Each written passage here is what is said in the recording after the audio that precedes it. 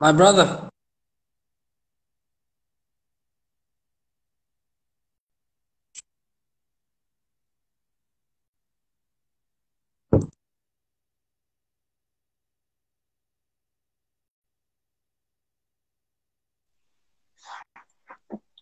Yo, bro. Hey, who was it? Good, my brother. How are you? Ah, long time, long time. Yeah, bro. How's I'm work? good. Ah, it's hectic, it's hectic. Actually, this season for me, it's just terrible because we do maintenance, facilities maintenance, and then at this time, it's the time whereby you deal with heavy rains. There's heavy rains, there's floods, there's just a lot. And then you get people, if you get calls at 12 o'clock midnight, there's a shop that just got flooded in. You see. I like So it, bro. yeah, I no, like it, man. yeah. Yeah. So, yeah, we've been Otherwise, talking about this thing. yeah. Okay? I was asking, how are things on your side? How's work? Bro, yeah, always good, man. I've learned to treat it as that, to not treat it more than what it is. So, Yeah, yeah, less. yeah. Yeah. Well, that is good. So, That is yeah, good. bro. You have numbed Yeah, yourself to. yeah, yeah. Numb myself Yeah. to that, kind of. Then, yeah. Then once you get to that stage of numbing yourself to the tune, like to the flow of it, then everything becomes easy. You won't be dealing with the depression. You won't be dealing Yeah, with depression. It just yeah, bro. flows. It becomes, yeah. Yeah, I remember someone told me the art of knowing is knowing what to ignore. So Yes, I kind yes, of yes. I I Exactly. live by that now. I know Exactly. who to ignore, what to ignore, and what to pay attention to. That's I Exactly. guess Exactly. yeah, that's almost like the definition of experience. People that Yes. experience just know what to go crazy Yes. about, what not to. Yes. Mm. Yes. You won't find them stressing about small problems. They know exactly what to stress about. They know Mm. they know which customer to not pay attention to. And then you Yes, as a yes, newcomer, then you will be jumping up and down for every customer, even the one that's not yeah, gonna buy. yeah, exactly that, bro. And also what the work is, which ones to listen to, which ones not to listen to, or what to listen to. Yes. Same. Yes. Yeah. Exactly. So yeah, Exactly. bro. Awuthatha zil. Yeah, awutatazeli, yeah. So Yeah. lokupholile. Yeah. Yeah. Yeah, Yeah. yeah, No. bro. So yeah, we've had this conversation on the group for a while now, and I was saying Yes. start conversation. I remember the first like three lives that I did. I told myself I'd never have this conversation because it's the Yes. only conversation that I don't. Yeah. That's Well, sensitive. first of all, Yes. yeah, it's very tricky, sensitive, and it's like there's nothing to gain from it, right? Yes. Yes. Um, but then yeah, when we started having it more and more on the group and kind of listening to it, I just felt like a lot of people. It was less about what to gain and more to do about just airing out thought processes. Yeah, Yeah. Yeah. because most other conversations that we have is more to do with like actually if you stop thinking this way and think like that, or if you think more like this and think less like that, then things would be Yes. beneficial to you. But with this topic, Yes. it's like, well, with religion at least, it's like, if it works, it works. If it doesn't, it doesn't. There's no kind Yeah. of steadfast thing with it. And Yeah. then sex is another one where it's like, look, it's your preference, man. It's like whatever you like, you like. But then I guess we can get into the nitty gritty of that as well. And there might be a Yes. few people joining us, but that doesn't matter. Yes. But Yeah. then So yeah. yeah. So I actually wanted to well, this is we'll start about with religion and we'll kind of go into sex, but I wanted to like I actually want to know your background on religion first before we get into it, because I think it also makes a big difference as Yeah. to most of obviously the thought process has come with it, which is also Yes. different to the other conversations that we have. Because it doesn't matter how you Yes. brought up, really. With religion, Yeah. it's like, yeah, it's deeper than most things. Yes. Yes. Yeah. Okay. With me, um, I was born in a Christian family, in a Catholic family. Mm-hmm. But my mother was Anglican. I'm sure you know there's huge similarities between the Anglicans, the Catholics, and then the Anglicans, because the Anglican Church, it broke away from the Catholic Church. But then there's a huge similarities in how things are done. Well, except for a few things that obviously make the distinction. But then I was raised by a Catholic father and then an Anglican mom. But then obviously, you know that in the olden days, if you got married in a Catholic family, you had to leave your religion and then join the religion of the man. So I was raised in a Catholic family. And then I also went to a Catholic high school. I went to a Catholic high school. I went to a university that was also that also had. I went to a university whereby I also participated a lot in Catholicism. Yes. So my that is basically my background, how I was raised, and then what was given to me, even if I did not ask for it. That's what was presented to me before I could even ask. You see, Yeah. so so but what I did was that I personally uh, I personally I had a big problem. I think I like to think that I was not gifted. I was not blessed with the gift. I will use the word blessed. I was not blessed with the gift of faith, which is something that I also envy people who have it. I envy people who have that gift, but then I don't think that I was blessed with the gift of faith. Well, I was blessed, maybe. Well, nature maybe blessed me with other gifts, but then the gift of faith, I think, is the one that I was not blessed with. Because even as a child, I never really believed the stories that I was told, even as a child. You see, and even when I was believing, it was me saying, okay, I'm going to tell myself that I believe this, even though I did not necessarily believe it. I'm not sure if that makes sense. I'm not sure if that makes sense. I mean, I had questions. I had questions like, oh, okay, you say this, you say this, you say this, you say this, but then why is it like this? And then obviously, and my mother was a Sunday school teacher as well. So, and then my mother was a Sunday school teacher, and then my father was also a very active member in church. And then there are questions that every time when you went deeper into asking or trying to find the answers for, and then you'd also be stopped and then say, okay, no, you're asking too much, you're talking too much, or you want to know too much, or and also what I've noticed is that there was a little bit the sprinkle of fear in that was put for those who question, for example. And then I lived under that fear for until I was 23. And till I was 23 years, I lived under that fear in a way that I never really had the confidence to openly voice my opinions or ask, okay, why is this way? Because I somehow felt like I'm disrespecting the Lord. I'm disrespecting God Himself by actually questioning Him, questioning His existence, questioning His fairness, questioning His justice, whether He is even just, whether He is even just.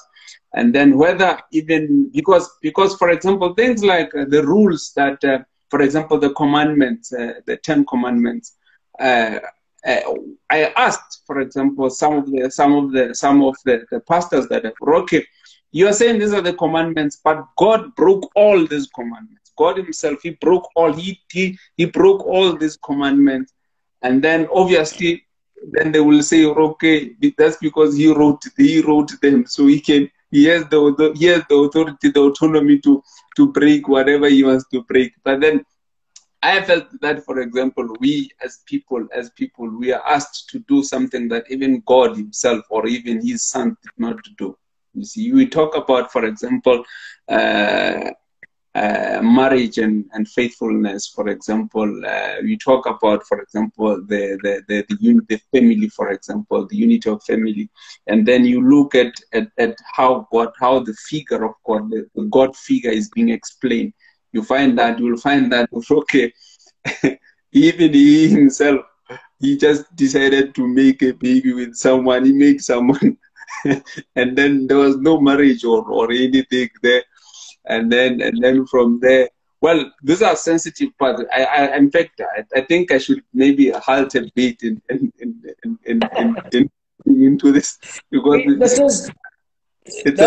can't do that. That's the whole point of this is to go where others dare not to go.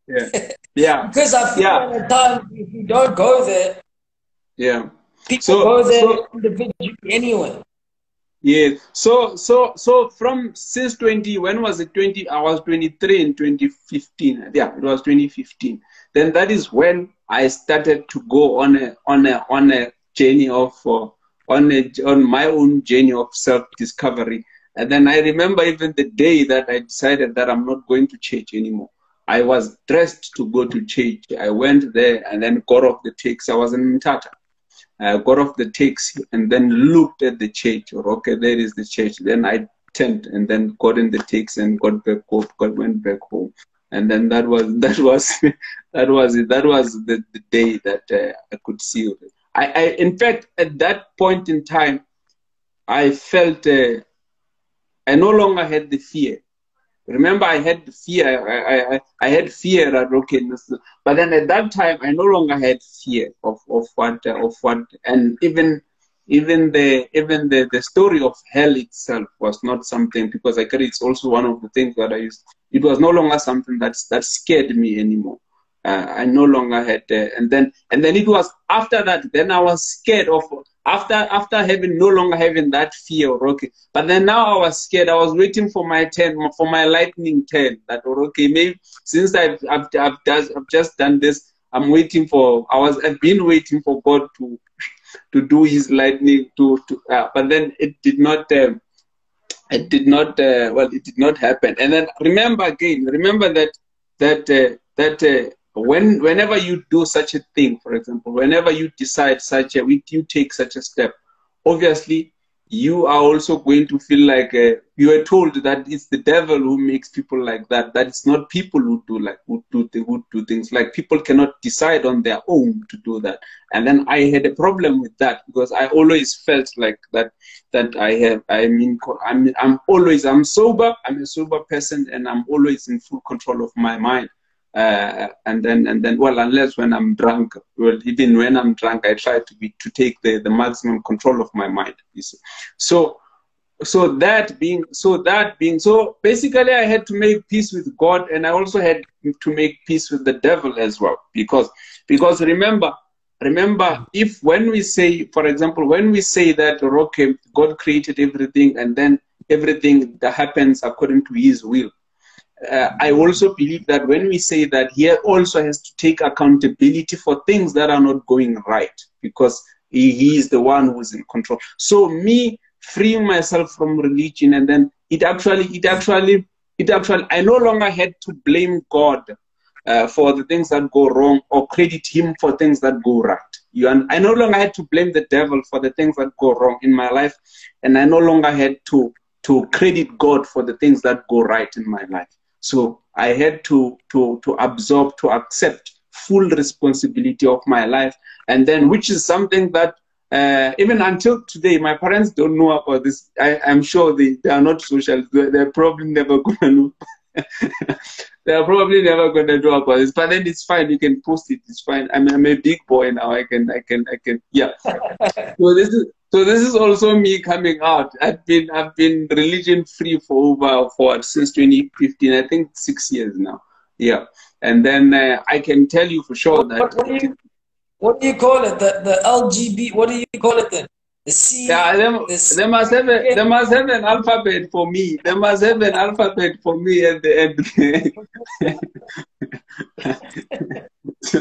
So, but then I know for sure that I'm not the only one. I know for sure that a lot of people,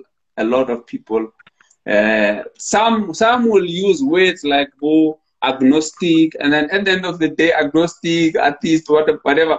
I don't like to associate with those words because to those words because now they will make me a part of a community that I don't wanna be part of. I mean, I'm just me. I don't believe in this. I don't believe in that. Just as I no longer believe in that there's monsters in the dark anymore. The same way that I no longer believe in religion or the existence of God and such. So it's basically no difference. So, and then I don't feel the need to belong to any community of non-believers or anything. I don't believe. I just don't believe in the existence of God in that way. And then I've had a fair amount of questions that I asked myself, and then I've also been asked a lot of questions about the decision that I've taken, and then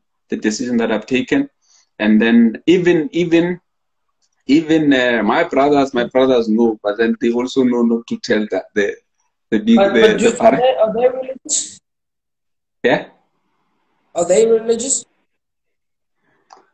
Well, they are religious, but I think their connection to religion, I have to admit the fact that I'm the kind of person who sometimes has a little bit of influence on the people around myself in such a way that their commitment to religion, after I pulled out of religion, and then I've been living that life for like 6-7 years, I've started sort of pulling other people, I would say, towards me in such a way that they themselves now are still believers, but then they are a little bit. I don't want to call them scared, but then they see, okay, here is a perfect example of someone who shares my blood and is living, is not basing his life on religion. He does not pray. He does not do any of those things. He just gets up in the morning and then does what he has to do. And then he gets up in the morning, he works. And then if a problem, if his car got smashed by another car, he does not come and say, Ray, what. He gets the guy to fix it, and then he moves on with life. Like that. So I think that they are somewhere, even though they are still believers, but then they are now somewhere in the point. They are somewhere between, whereby they no longer are as scared as they were before, and then they are also. Yeah, because for example, I was living with. Sorry. Yes, I'm saying that I was living with my brother for 3 to 4 years as well, and then ever since I started staying with him, I've never seen him go to church as well. But then I hear that he's back because he's away from me. So I never, but then I did tell him that, you know what, if you feel that you have to go to church, you do have to go to church. And I'm also not dismissive of religion. I'm also not totally dismissive of religion. As I said, I mean, I've got a 3-year-old son. He goes to church, and I encourage that he goes to church. I encourage that he actually goes to church.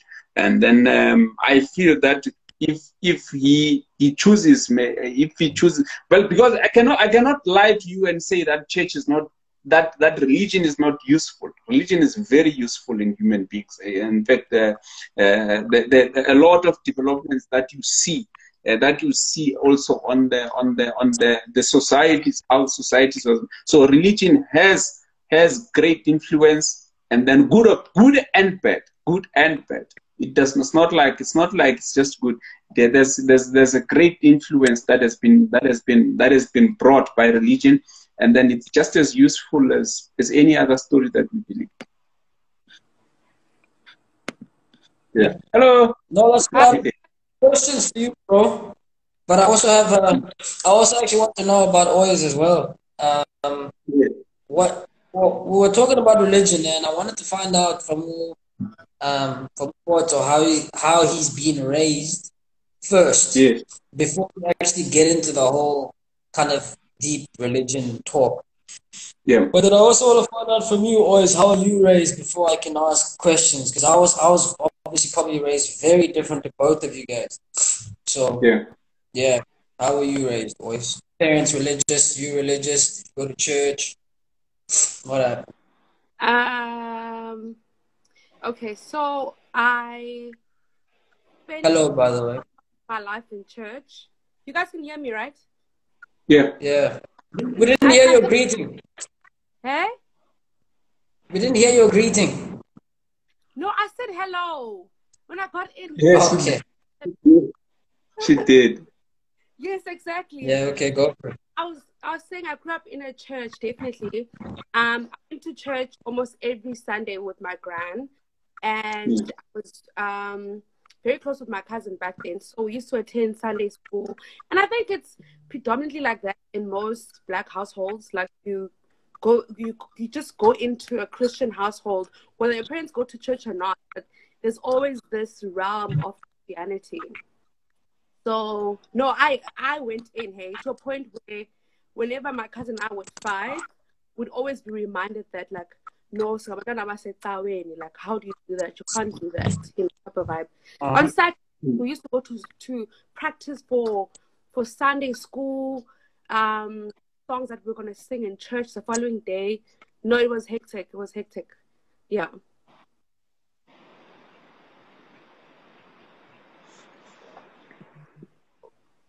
Is that my network? Hey? Yeah. No, it's not. It's not network. No, we are waiting for you to ask questions as well. You are the chairperson. I can't hear anything. You couldn't hear. No, did you hear what I said? Hello. I think it's his network. The problem is him because we can hear each other, right? Yeah. Yeah, no, the problem is him. You see? Yeah. I think you should take on as chair since he's not doing anything.